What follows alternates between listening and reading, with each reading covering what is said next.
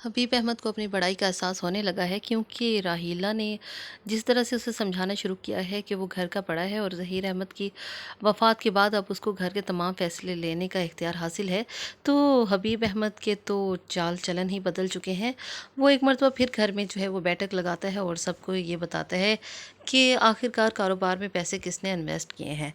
तो इन्वेस्टर का नाम सुनकर तमाम घर वाले जो हैं वो गुस्से में आ जाते हैं, क्योंकि उसके साले का बिज़नेस में इन्वेस्ट होना बिल्कुल भी किसी को पसंद नहीं आता।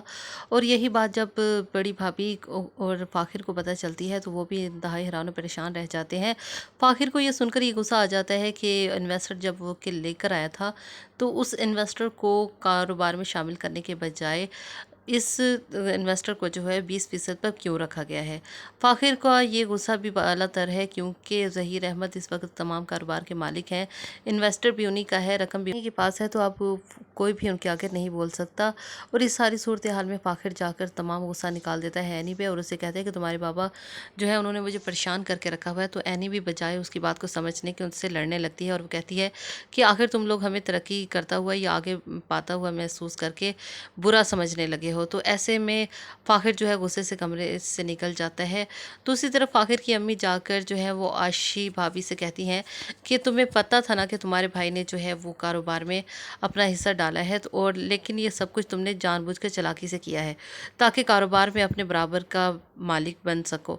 लेकिन ये सारी बातें सुनकर जो है आशी भाभी की कोई भी वजाहत नहीं देती, बल्कि उनसे कहती हैं कि भी ऐसा नहीं है, क्योंकि तुम लोग जलते हो कहीं हम लोग तुम्हारी बराबरी पे ना आ जाएँ। तो समीना भाभी को ये सारी बातें बुरी तो लगती हैं, लेकिन वो आशीष से कहती हैं कि ठीक है, एक दिन आएगा जब तुम्हें इन सारी बातों का ख़मियाज़ा भुगतना पड़ेगा।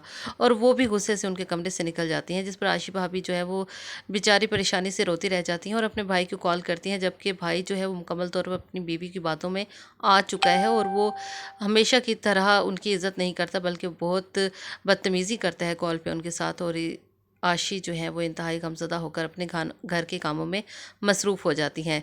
साइका को जो है घर में हिस्से की सबसे ज़्यादा जल्दी है, क्योंकि घर के जो हालात बनते जा रहे हैं, तो ऐसे में उसका शौहर उनसे कहता है कि फ़ौरन अपने घर का हिस्सा लो ताकि हम यहाँ से जा सकें। और घर के कागज़ात जैसे कि उन्हीं के पास हैं, अगर उन्हें घर का में से हिस्सा नहीं मिला तो वो घर जो है वो किसी को बेच कर वो पैसे लेकर चले जाएंगे।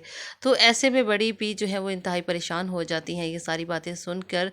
और इनकी बड़ी बेटी जो है इस वक्त हबीब अहमद के साथ मिलकर तमाम घर वालों के मुकाबिल आ चुकी है, लेकिन किसी को अभी नहीं मालूम।